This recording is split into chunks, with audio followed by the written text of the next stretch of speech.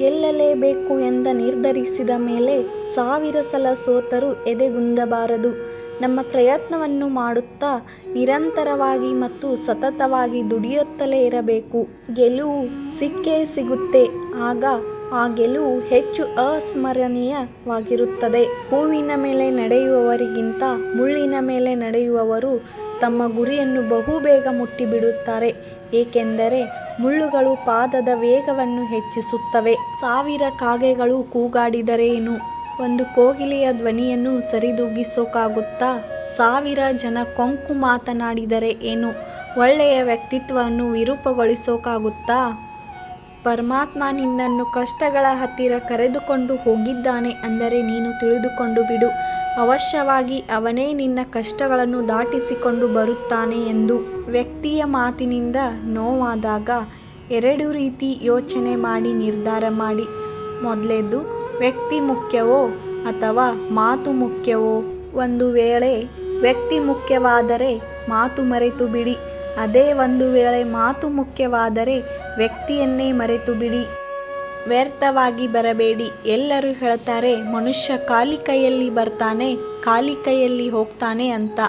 ಆದರೆ ಮನುಷ್ಯ ಬರುವಾಗ ಭಾಗ್ಯದ ಜೊತೆ ಬರ್ತಾನೆ ಹಾಗೂ ಹೋಗುವಾಗ ಕರ್ಮದ ಫಲವನ್ನು ಕೊಂಡು ಹೋಗುತ್ತಾನೆ. ಜೀವನದ ಆರಂಭ ನಮ್ಮ ಕೈಯಲ್ಲಿ ಇಲ್ಲ, ಎಲ್ಲಿಯೋ ಏನೋ ಎಂಬುದು ನಮಗೆ ತಿಳಿಯುವುದಿಲ್ಲ. ಜೀವನದ ಅಂತ್ಯವು ನಮ್ಮ ಕೈಯಲ್ಲಿ ಇಲ್ಲ, ಹೇಗೋ ಏನೋ ಅಂತ ನಿರ್ಧರಿಸುವುದಕ್ಕೂ ಆಗುವುದಿಲ್ಲ. ನಡುವೆ ಇರುವ 4 ದಿನ ನಮ್ಮದಾಗಿರುವಾಗ ಒಳ್ಳೆಯವರಾಗಿ ಹೆಸರು ಮಾಡದೇ ಇದ್ರೂ ಪರವಾಗಿಲ್ಲ. ಇನ್ನೊಬ್ಬರಿಗೆ ಕೇಡು ಬಯಸಿ ಬದುಕುವುದು ಬೇಡ. ಗುಡಿಯಲ್ಲಿರುವ ದೇವರ ವಿಗ್ರಹ ಕಲ್ಲಿನದ್ದೇ ಆಗಿರಬಹುದು. ದೇವರ ಪುಟಗಳು ಮನುಷ್ಯರು ಬಿಡಿಸಿದ್ದೇ ಇರಬಹುದು.